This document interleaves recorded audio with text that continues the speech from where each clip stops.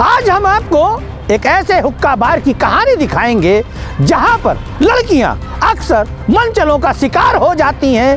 हमें तो यहां तक पता चला है कि इस हुक्का बार के अंदर, इस रेस्टोरेंट के अंदर कई बार बहन बेटियों की, समाज की जो लड़कियां अपने पति के साथ गई हुई थी, बलात्कार का शिकार होते होते बची हैं, लेकिन उनकी आवाज को इस हुक्का बार, इस रेस्टोरेंट के मालिक ने रसूखदारों की दम पर दबा दिया। हमने रेस्टोरेंट मालिक से शिकायत की अविरल शुक्ला जी से, तो उन्होंने हम ही को ही उल्टा दबाया। हमसे कहने लगे कि बैठ जाइए चुपचाप, और वो उन लोगों की पार्टी हम रोक नहीं सकते हैं। लेकिन इस दबंग रेस्टोरेंट हुक्का बार के मालिक पर एक लड़की भारी पड़ गई। कारण ये था कि उस लड़की ने कुछ भाजपा के नेताओं को जानकारी दे दी। जब उसके साथ मनचलों ने हरकत की, जब मनचलों का पक्ष उस मालिक ने लिया जिसे मनचलों के खिलाफ कार्रवाई करवानी चाहिए थी। आज हम खुलासा करेंगे इसी रेस्टोरेंट का, इसी रेस्टोरेंट के मालिक की दबंगई का जन एक्सप्रेस की क्राइम एक्सप्रेस में।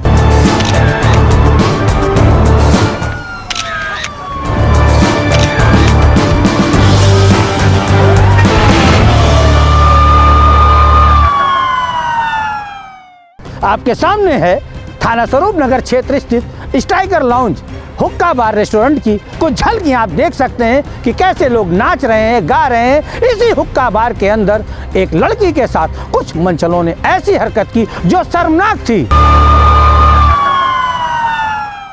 26 दिसंबर 2022 की रात को एक दंपत्ति थाना स्वरूप नगर क्षेत्र स्थित स्ट्राइकर लाउंज हुक्का बार रेस्टोरेंट में खाना खाने के उद्देश्य से गए थे, लेकिन जैसे ही वो लोग वहां पर पहुंचे, अचानक से जो दंपत्ति थे उनमें से पत्नी को वॉशरूम जाना पड़ा, और वॉशरूम जाने के बाद उसकी पत्नी को पता चला कि पीछे से कोई मनचला उसकी वीडियो बना रहा है, जिस पर उसने जब ऐतराज किया तो जो हुक्का बार संचालक था, रेस्टोरेंट का संचालक था, उसने मनचलों का ही साथ दिया और उसके साथ साथ जो दंपत्ति थे उसके साथ अभद्रता की और गाली गलौज तक कर डाली।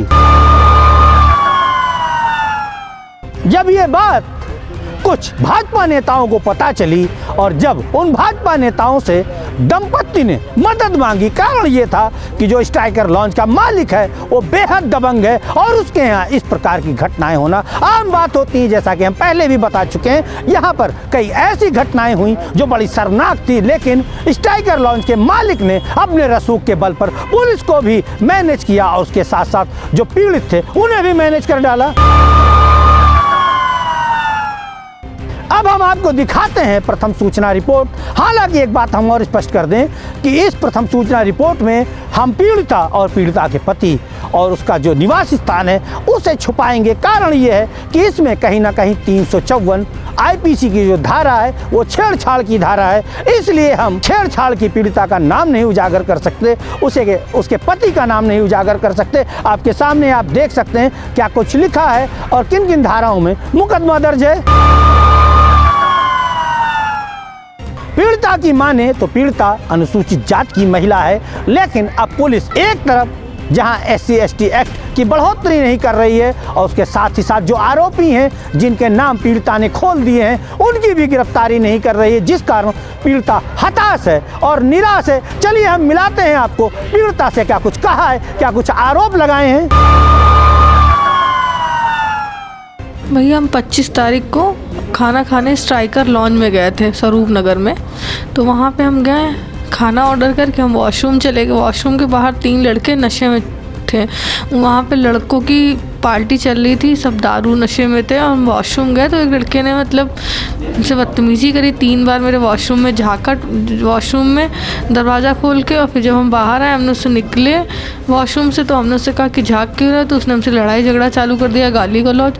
हमने रेस्टोरेंट मालिक से शिकायत की अविरल शुक्ला जी से, तो उन्होंने हम ही को ही उल्टा दबाया। हमसे कहने लगे कि बैठ जाइए चुपचाप, और वो उन लोगों की पार्टी हम रोक नहीं सकते हैं। फिर उसके बाद हम अपनी जगह बैठ गए। उन लोगों ने हम पे दबाव बनाया, पूरे स्टाफ ने, अविरल ने, विशाल अवस्थी है, नवनीत है, सुमित ने, वहाँ के बाउंसर जो कि उन्हीं की पार्टी में उन्हीं लड़कों के साथ डांस कर रहे थे। उसके बाद उसमें से कुछ लड़के हमको गंदे गंदे कमेंट कर रहे थे, तो हमने फिर से उनसे शिकायत की कि भैया आप हमको प्रेशर बना रहे हो, उनको नहीं कुछ कह रहे।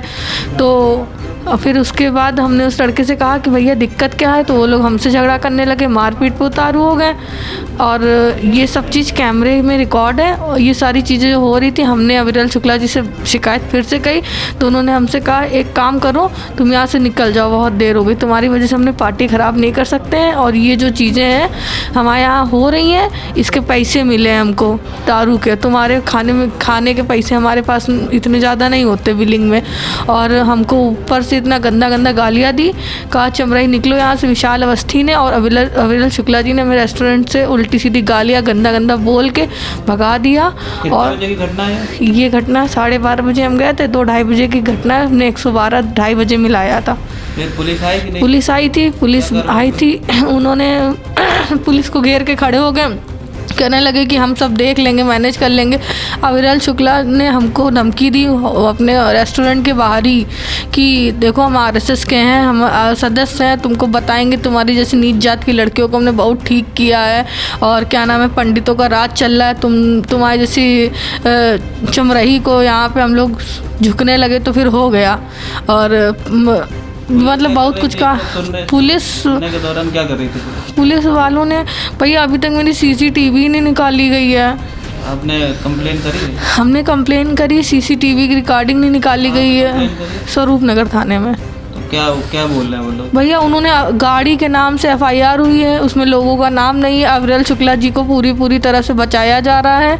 और अविरल शुक्ला जिन्होंने संचालक है वहाँ के, विशाल अवस्थी, अविरल शुक्ला और सुमित वहाँ के बाउंसर है जो कि बेहद नशे में थे और वो हमें वहीं पे स्ट्राइकर में लॉन्ज में गाली दे रहे थे। छेड़छाड़ भी करी? छेड़छाड़ हमसे अन्य 2 लड़कों ने करी जिनकी मेरे पास फ़ोटो है, और एक लड़का और था।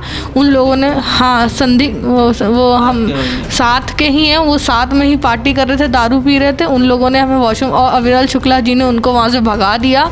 उनकी गाड़ी के नाम से एफआईआर हुई, अविरल शुक्ला जी का उसमें एक बार भी जिक्र नहीं हुआ है।